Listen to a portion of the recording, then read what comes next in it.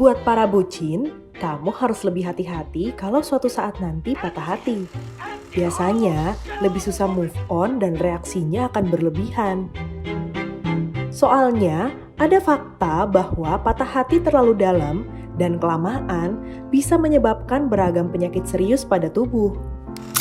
Bahkan, ada sebuah novel yang pas banget jadi ilustrasi fakta ini.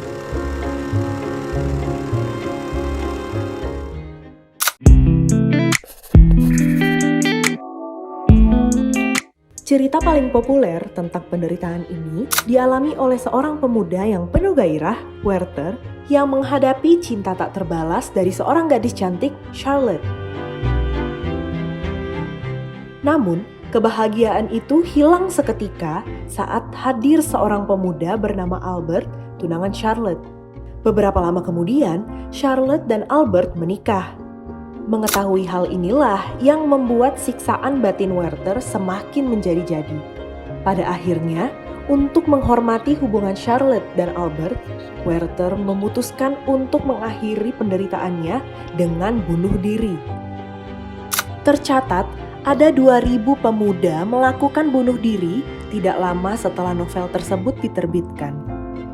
Dugaan paling populer, para pemuda melakukan bunuh diri karena merasa putus asa dalam hidup, terutama persoalan cinta yang tidak terbalas. Patah hati adalah masalah yang sangat serius dalam kehidupan kita.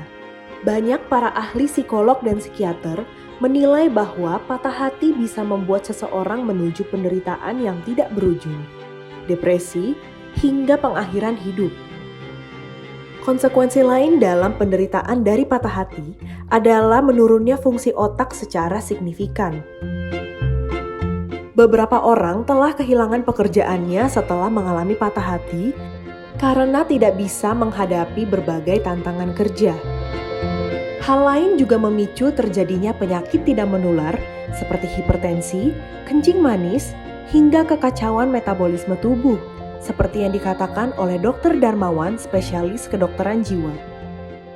Bahwa kekecewaan itu bisa bikin hipertensi. Bukan hanya hipertensi.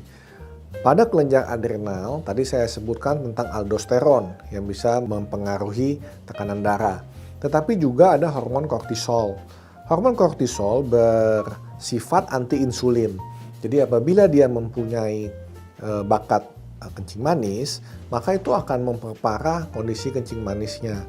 Kalau kita bicara tentang kencing manis, darah tinggi, terus metabolisme yang lainnya, kita masuk ke dalam yang disebut dengan sindroma metabolik.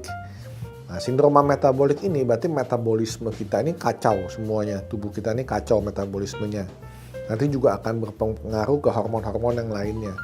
Nah, kekacauan ini akan menyebabkan penyakit-penyakit serius di dalam tubuh kita dan sifatnya kronis.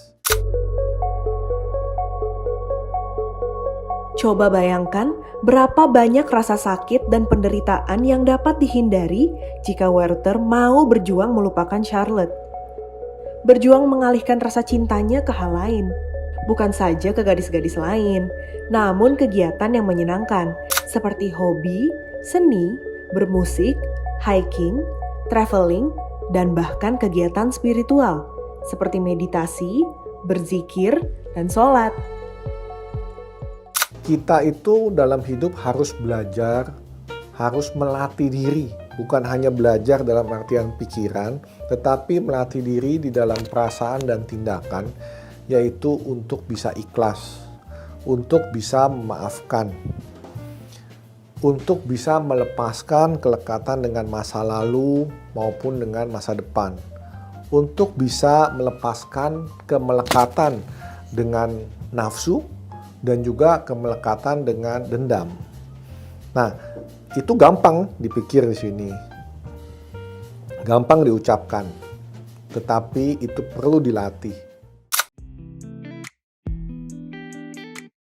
Hal lain yang dapat membantu kalian untuk keluar dari situasi sulit adalah lingkungan sosial yang mendukung.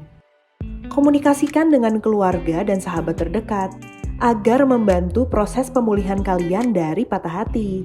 Memang bukan hal yang mudah untuk melupakan seseorang yang kita cintai, Namun dengan perjuangan akan ada harapan untuk keluar dari situasi sulit dan melanjutkan hidup dengan kualitas yang lebih baik.